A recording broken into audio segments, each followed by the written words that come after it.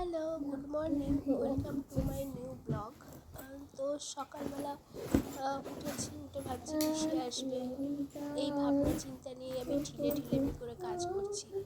তো ছেলের school bag গোছাচ্ছি, কারণ দুদিন খুব হই হই করে দোল খেলার পর আজকে ছেলের স্কুল খুলছে। আর কিছুতেই এই আই কার্ডটা মনে থাকে না যে একটা কিছু ফেব্রিক বা আঠা এনে এটা আটকাবো। যখনই দেখি তখনই মনে পড়ে যে যা করা কিন্তু পরক্ষণেই জানা গেল যে পিসি আসবে না, তাও আমাকে ফোন করে জানতে হলো। পিসি এমনি সব ঠিক আছে, কিন্তু এছাড়া পিসির কমপ্লেন বলার। এবার আমি পিসিকে বলেছি যে তুমি শোন পিসি, আর একটু কমাই না করার চেষ্টা করবে, কারণ ওই দিন আমার ছেলের স্কুল থাকে, নিচে চা করা, ভাত করা একটু প্রবলেম হয়ে যায়। যখন ছেলে পেলে ছিল তখন নিজেই রান্নাবান্না করতে হয়। আর সব থেকে বড়ো কথা, জানা থাকলে প্রবলেম হয় না, সকালবেলায় তো করে নেওয়া যায়। আর তুমি আশায় বসে আছো যে আসবে, তারপরে হঠাৎ করে যদি শোনো আসবে না, তখন খুবই প্রবলেম হয়ে যায়। তো খাবার তো এখানে হচ্ছে, আমি খাবার একদিকে এখনো হয়নি, আর খাবার হোক, একদিকে চকর মাংস তারপরে তো সেটা সেদ্ধ করছি। জুড়োবে, তারপরে তো দেবো। একটা টাইম আছে, ওর খিদে পেয়ে যায়, আর ও তো বড় যাও, হচ্ছে, চুলটা আসে, যাও ওর যাও। খিদে বেশি পাচ্ছে, মানে তাড়াতাড়ি পেয়ে যাচ্ছে। মুসলিমদের সবসময় সকালেই খিদে পায়, ওরা সকালটা উঠেই খায়। তো আমি এখানে চাটা খাচ্ছি, আর চকো এসে আমার মুখের দিকে তাকিয়ে আছে। এবার যে দুটো বিস্কুট খাবে সেটাও চকো খাবে না, যে বিস্কুটটা খায় ততক্ষণে পুরো খাবারটা হয়ে যাবে। আর জানা থাকলে তো কখন হয়ে যেত। ছেলেকে তো তাড়াতাড়ি করে দুধ বিস্কুট খাইয়েই আমি পাঠিয়ে দিয়েছি, কিচ্ছু খাবার করতে পারিনি। আর সঙ্গে একটু পরোটা করে দিয়েছিলাম, জানি না খাবে কিনা। তার ওদিকে শ্বশুরমশাই ডাকছে যে রান্নাবাড়ি তো খাবে, গুড় গুড় গুড় গুড় করবে। তুমি যখন নেই তখন তো থাকবে না, থাকে না। আসতে হয়, তো আয় আসতে ততক্ষণে তোর খাবার হয়ে যাবে। সেই চকো আমার মুখের দিকে তাকিয়ে বসে আছে যে এই হবে। আর এদিকে আমি দেখলাম সহজ উপায়, মাংস সবসময় আমাদের বাড়িতে চিকেন অলরেডি থাকে, চকোর জন্য থাকে। চটজলদি চিকেন যদি তোমরা রান্না করতে চাও, চিকেনটাকে ভালো করে ধুয়ে ওর মধ্যে পেঁয়াজ, রসুন, যাবতীয় মশলা, গরম মশলা, সামান্য সর্ষের তেল দিয়ে বসিয়ে দিতে পারো গ্যাসে, একদম চাপা দিয়ে। গ্যাসের দিকে আর ফিরেও তাকাবে না, গ্যাসটা অবশ্যই কমিয়ে দেবে।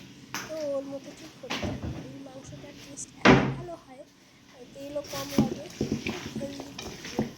বসিয়ে রান্না করতে গেলে সমস্যা। আর আমার এখন হাতে বিশ্বাস করে একদম টাইম ছিল না যে আমি এত বসিয়ে রান্না করব, কারণ আমার বর টাইম মতো অফিস বেরোবে, তার জলখাবারও বানাতে হবে। তার পিসির ওপর খুব রাগ হচ্ছিলো যে আমাকে একটু ফোন করে, অন্তত যে ফোন করতে হবে না, মিসড কলে তো মারতে পারতো, তাহলে তো আমি শুরু করে দিতে পারতাম।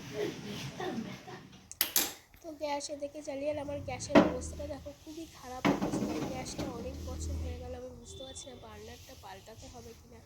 তো একজনকে বলেছি, সেই এখন এটা ঠিক করে। প্রচণ্ড কালি পড়ছে গ্যাসে, দিয়ে দিলাম। এবার আমি কমিয়ে দিয়ে আমার কাজ করবো, তারপর ঠিক এই 15-20 মিনিট বা 10 মিনিট বাদে এসে এটা আবার নেড়ে দেবো। তো আমি বাকি কাজ করে, কালারটা দেখেছো, এখানে আমি কোনো রকম লঙ্কা গুঁড়ো ইউজ করি, পুরোটাই কাঁচা লঙ্কা গুঁড়ো, একদম ভালো কখনো লাগে না যে শুকনো লঙ্কাটা টেস্ট করি। একটু করে জল করে জলজল করে মাখবো, শুকনো লঙ্কা চিড়ে রাখবো, দেখবে টেস্ট ভালো লাগে খেতে। আর এইরকম রান্না করছি, অনেকটা ভিডিও করার সাথে এটা দিয়ে দিলাম।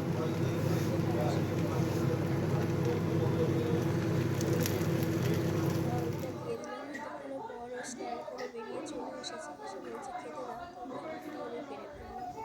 আর এই দেখো দুধ টোস্টগুলো সব মোটামুটি রেডি হয়ে গেছে। আর আমার বর এখন বাইরে আছে।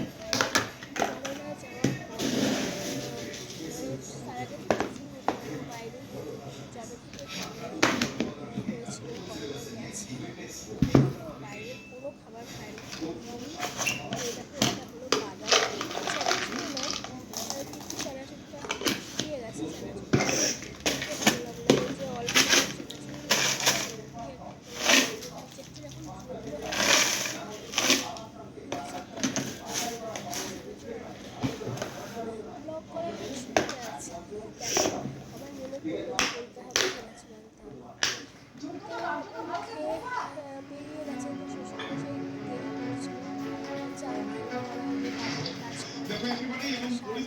বলছে সেই অনুযায়ী বোঝাই যাচ্ছে যে আগামী কয়েকদিন সম্ভাবনা এটাই রয়েছে যে যুদ্ধের আকাশে ক্ষেপণাস্ত্র এবং অন্যান্য বিভিন্ন সামরিক যে শক্তি বা অস্ত্র সেগুলোই যে সম্পূর্ণ দখল নিতে চলেছে সেটা বলাই যায়। তার কারণ যে আমেরিকার যে পার্লামেন্টে সেখানে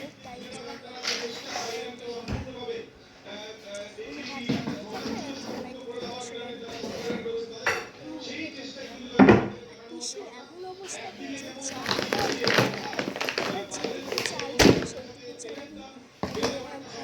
রাতে মোটামুটি সকালবেলা আমার হাজবেন্ড আমার শ্বশুরমশাই আর চকলেট হয়ে গেছে ছেলেরা ছেলে আবার আমাকে চালটা ঢালবো ঢেলে ভাত বসাবো একটা টাইম আছে শুধু 11টা 12টা মানে ঘুম করে যে টাইমটা কোথা থেকে চলে যায় মানে সে বুঝতেই পারে না পুলিশ সাথে দৌড়তে পারবে আজকে নাজেহাল হয়ে গেছে জানা সে আসবে না তাহলে আমি সব কিছু অনেক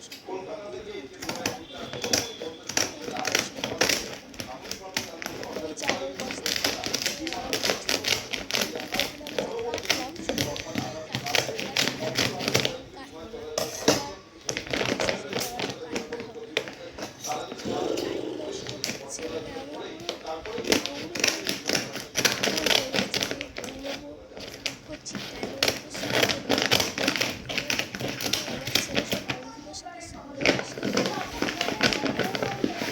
জ্বালিয়ে পুড়িয়ে খেয়ে নেবো এই জন্য ভালোও লাগছে না সর্দিটা যাচ্ছে না যাচ্ছে তো আবার আসছে মানে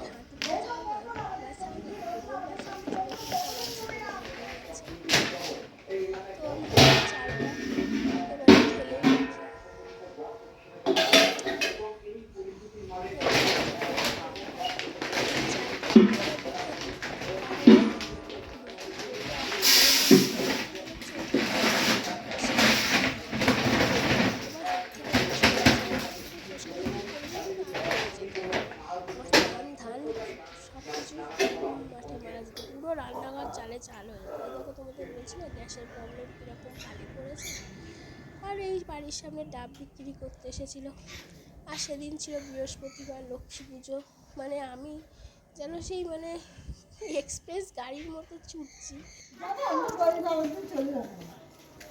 ও ও এখানে থাকে না না তাই ওই যখন অকেশন হয় তখন একটু আসি ও আমরা এখানে থাকি না তো ওর বাবা মা তো এখানে থাকে হ্যাঁ বাবা ঠাকুমা ওর মা ওইখানে ওর হওয়ার তো এখানে তো ও মামার বাড়ি ওখানে আমার বাড়িটা। ও আসো, আসো। দিয়ে আবার চলে যাবে হ্যাঁ আবার ওই বাড়িতে চলে যাবো। আবার আমি কিছুদিন পরে আবার আসবো ওই রজনী স্কুল হয়ে যায় ও আমি বুঝি না আমি দেখি তো প্রতিটা অকেশনেই ওকে দেখতে পাই তো আমি ভাবি ও এখানেই থাকে বোধহয় ওই অকেশনে নিয়ে আসে আমার ছেলের সাথে খুব ইয়ে বাবা ওই জন্য আসে আমি যাবো ওখানে পুজো হলে ওখানে যাবো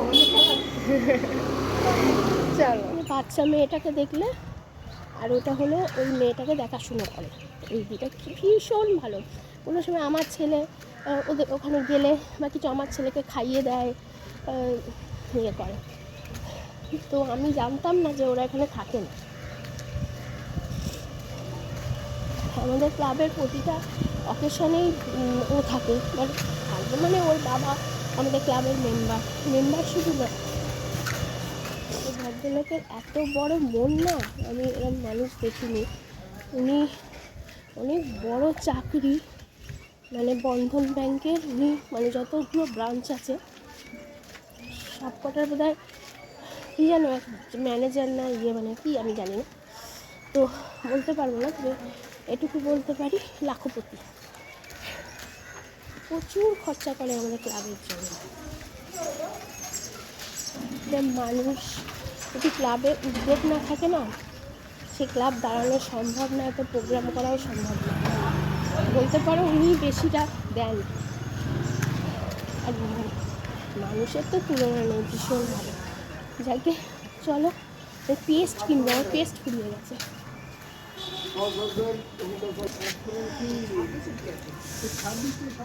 আগে আমি 12টা বাজতে 10 এরকম বেরোতাম। এখন কি হয়েছে, ওসব বন্ধুদের সাথে আসবে, ভিডিও করে দেখিয়েছি, সব বন্ধুদের সাথে আসবে বলে ও এরপর যদি সব বন্ধুরা চলে যায়, ওর মারা নিয়ে চলে যায়, ও বলবে আমি হাঁটবো না, আমি রিক্সা করে যাবো।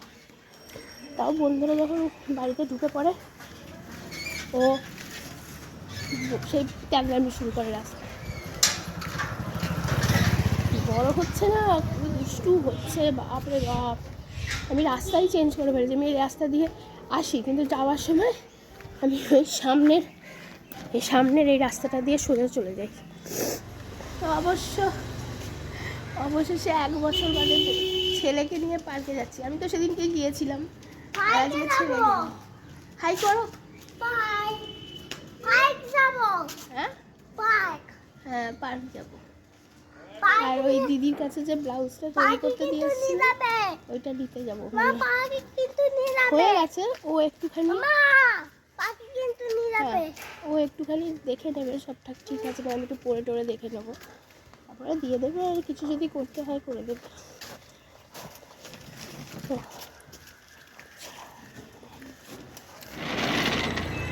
এসো।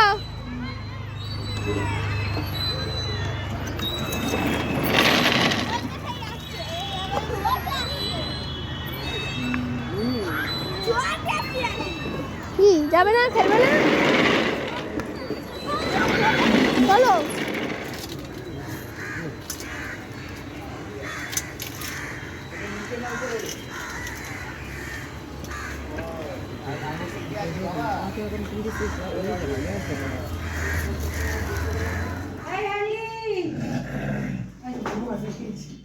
ভয় পায়, দাদাও তো ওরকম করে।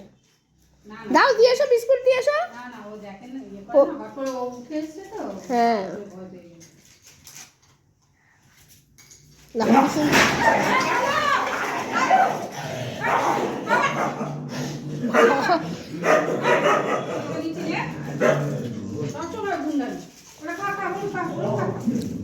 কি হলো ওদের মধ্যে? পার্ক থেকে অনেকক্ষণ চলে এসেছি। দিদি মানে ব্লাউজটা পরেও দেখেছি, খুব ভালো ফিটিংস হয়েছে, খুব সুন্দর হয়েছে। তোমরা বিয়ের দিন দেখো, কারণ তোমাদের এখন দেখালে না তোমরা ঠিক বুঝতে পারবে না। একদম শাড়ির সঙ্গে যখন ব্লাউজটা পরবো তখন বুঝতে পারবে যে মানে কেমন কি। এইটা হলো। আর এখন নিচে যাব, ছেলেকে খাওয়াবো, তারপরে ছেলেকে ঘুম পাড়াবো।